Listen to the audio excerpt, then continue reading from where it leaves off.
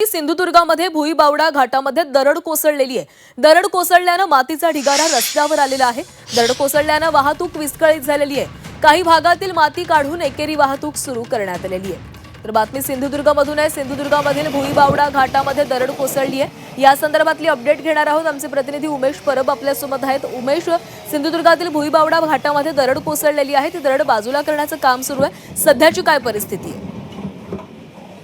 तर आपण पाहिलं असेल तर मागील 3 ते 4 दिवस सिंधुदुर्ग जिल्ह्यामध्ये मुसळधार पाऊस सुरू आहे आणि त्याचाच परिणाम जो आहे तो आता घाट मार्गावर जाणवायला लागला आहे। 2 दिवसापूर्वी करोळ घाटातील देखील दरड कोसळली होती आणि काल रात्रीच्या सुमारास अगदी भुईबावडा घाटामध्ये जी दरड आहे ती कोसळली आणि सगळी माती जी आहे ती रस्त्यावरती आली होती आणि त्यामुळे काही काळ वाहतूक जी ठप्प होती। रात्री लागलीच त्या ठिकाणी तो मलबा जो आहे तो काढण्याचं काम सुरू होतं आणि मध्यरात्रीपर्यंत एकेरी वाहतूक सुरू होती, कारण रिमझिम स्वरूपाचा पाऊस सुरू आहे आणि त्यामुळे मलबा काढताना सुद्धा काही प्रमाणात अडथळा निर्माण होतोय।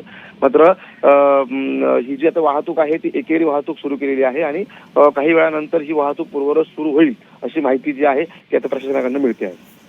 नक्कीच उमेश, या संदर्भातली अपडेट तुमच्याकडनं वेळोवेळी घेत राहू। तुर्तास धन्यवाद दिलेल्या माहितीसाठी।